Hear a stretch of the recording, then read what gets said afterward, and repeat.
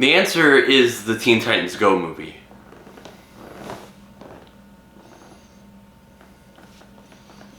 That's it. I think that's the entire video.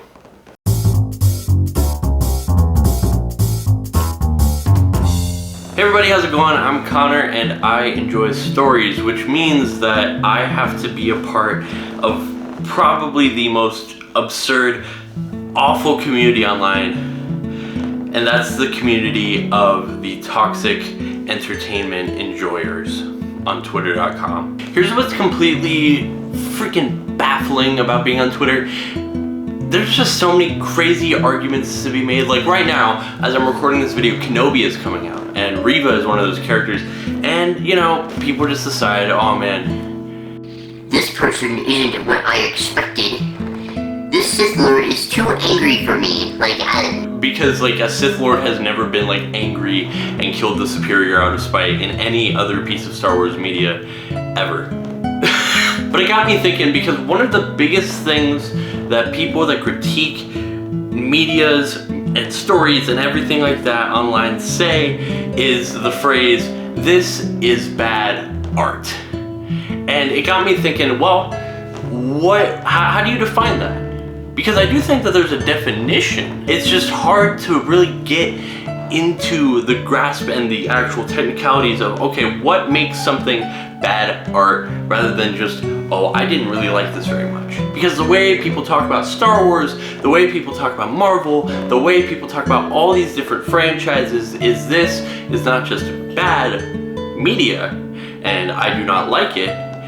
It's, this is awful, and this is bad for society that it is out there. I don't think that's true. I genuinely don't.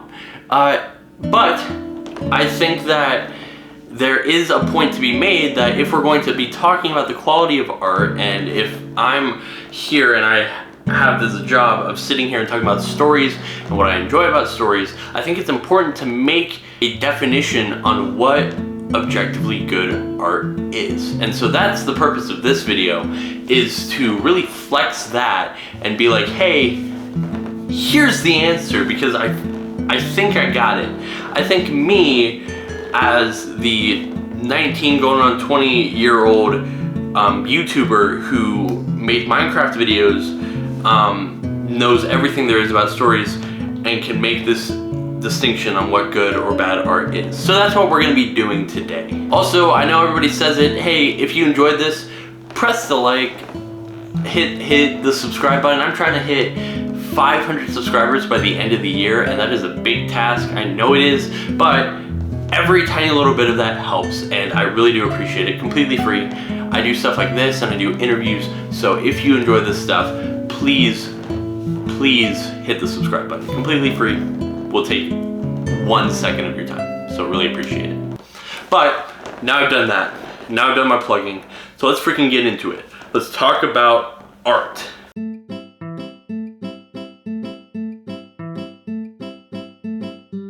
So before I hit the actual define things, because I have some points, I want to talk about the ground rules. Let's talk about what good art is not, and like how the things that some people will say that makes art good, and why I don't necessarily agree, and so we're not going to really put that into a factor into this discussion. Number one, I don't think that art needs to be technically good in order for it to be good art.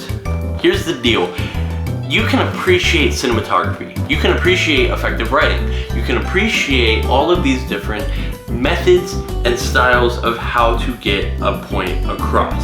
However, I don't think that you need to be technically brilliant in order for your art to be meaningful. One of the greatest examples of this, and I'll just speak from experience, is a lot of the stuff you see online and on YouTube and on fanfiction websites. Here's the deal, fanfiction gets this bad rap because in 2012 people would write stuff about how, oh, I got married into One Direction and they bought me and now I'm their daughter, their adoptive daughter, and stuff like that. And there's a lot of that still happening, but what people don't want you to know is that fan fiction and indie art and all that type of stuff is actually some of the most profound, most real, most genuine pieces of medium, and it doesn't need crazy technical prowess in order to get that across. I mean, we've known this for a while. Paranormal Activity, things like the Blair Witch Project all use low budget and low sound, all of that type of stuff in order to get you into the feeling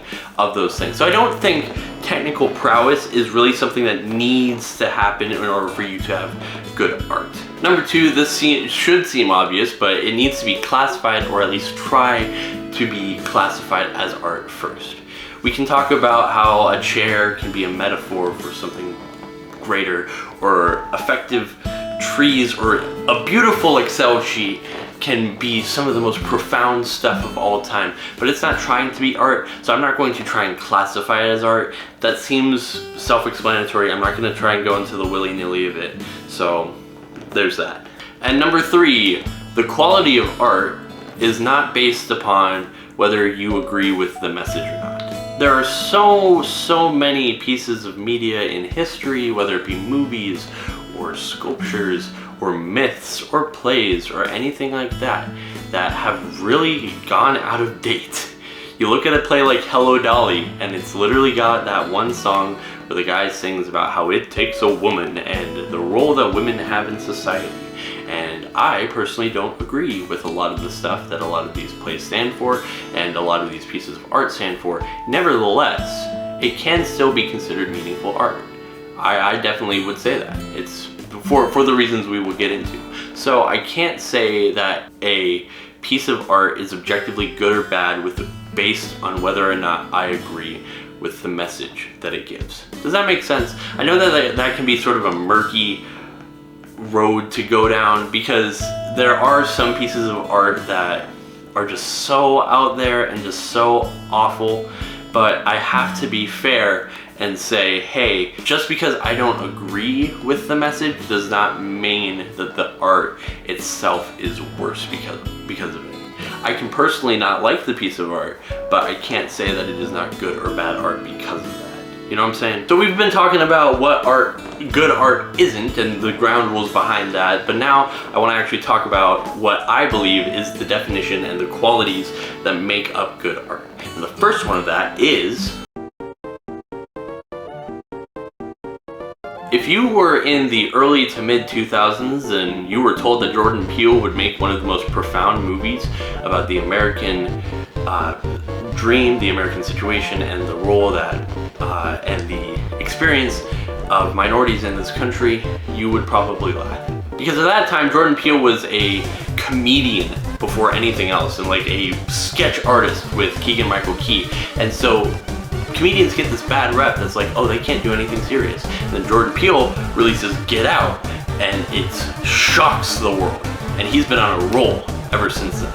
But I think what makes Get Out so compelling to people is not just the story, because the story is good and the cinematography is good and all of that is good, but I think what spoke to people is it came from a place of honesty and authenticity. No, Jordan Peele did not freaking go into a house with his girlfriend where people were being body swapped and taken over in a crazy scheme by racist people to do any of that.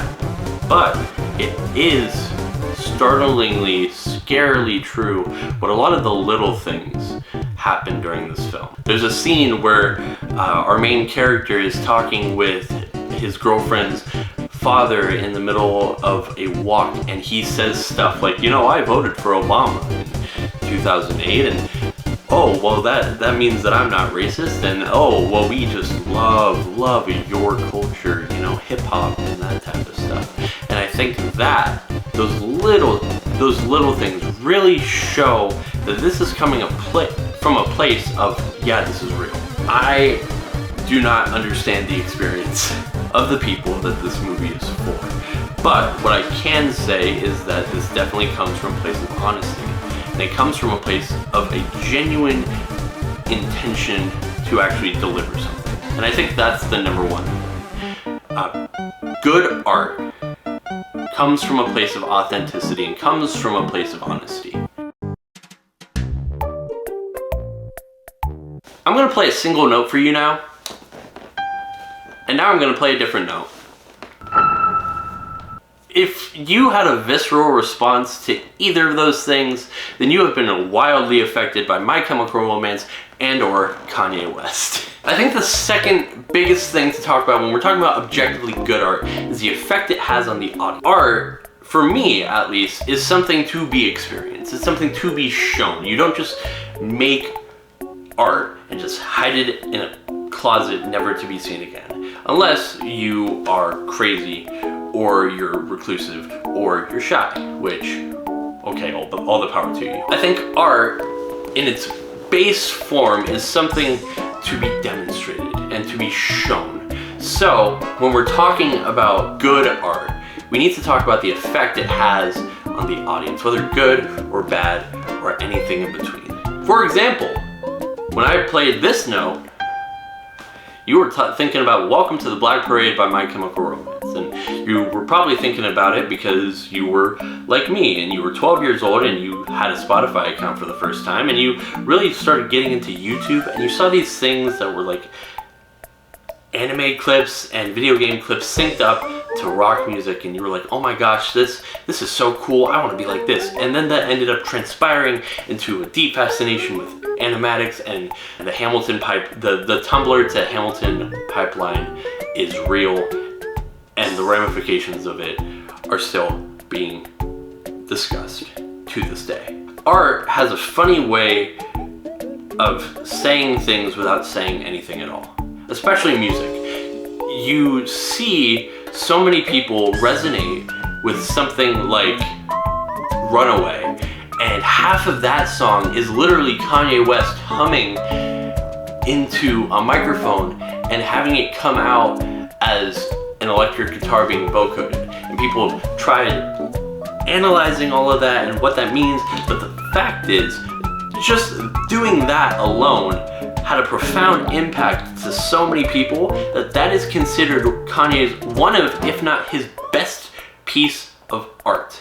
I'm not going to try and talk about Kanye as a human because that would violate my third rule that says that art cannot be based on if I agree with the artist or not, because Kanye as a person can be pretty wild. But you cannot deny that he has made art that has really gripped and spoken to a lot of people. And I think that is why Runaway, at least, is good art. And Welcome to the Black Parade is good art because it has a profound effect on the audience.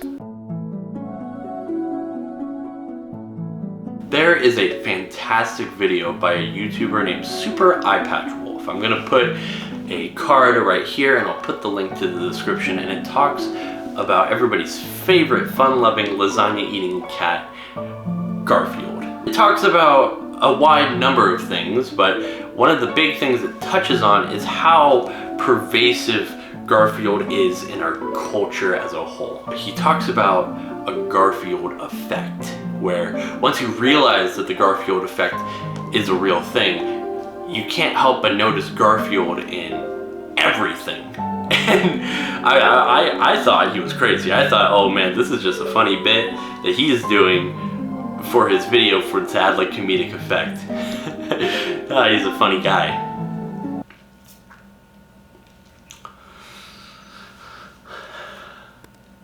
No, he was right. You don't notice it at first, but as you start looking into it, you see Garfield everywhere on your social media feed, on billboards, on t-shirts, on even shoes, cars, tables, food, Pinterest pins, Amazon shopping lists. You see Garfield absolutely everywhere, and then you start to think, when was the last time you actually read a Garfield comic strip? Or watched a Garfield TV show? Or watched Bill Murray play Garfield in Garfield: A Tale of Two Kitties? And that's where the true horror begins, because as you realize that, you realize one fundamental truth. Garfield has become more than art. Garfield has become a societal constant. And that's why Garfield is a definition of really good art, which means pervasive in society and impactful to the world at large.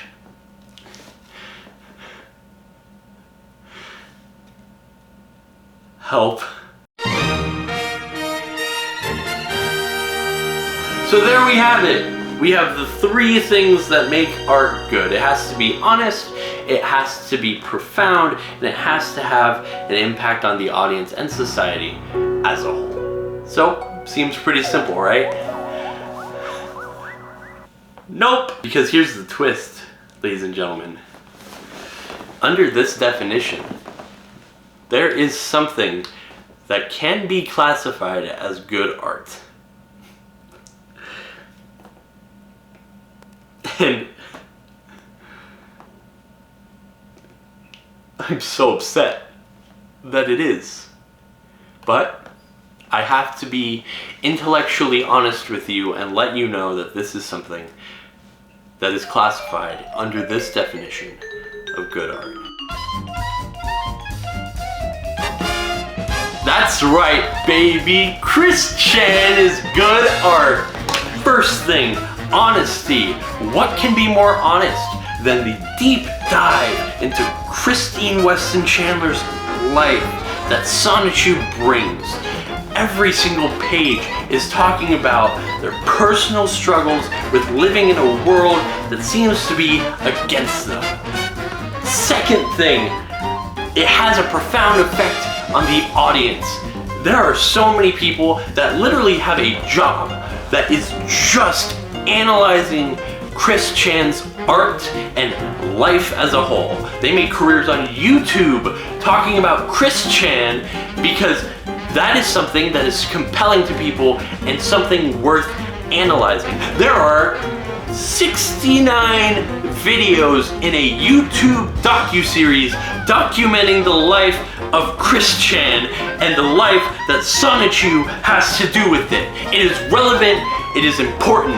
3, relevant to society. Why not?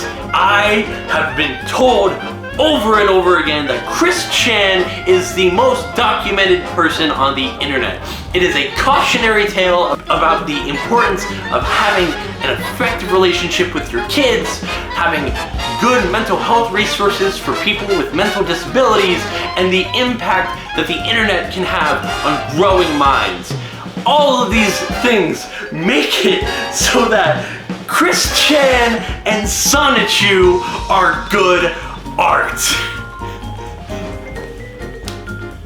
And you don't have to think that Chris Chan's a good person to believe it. That's where rule number 3 comes in. Remember, you don't have to agree with the person or the message to recognize that something is good art.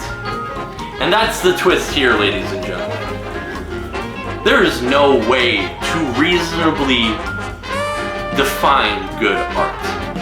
Because for every definition that somebody tries to put out there for what good art is, good art will always have bad art.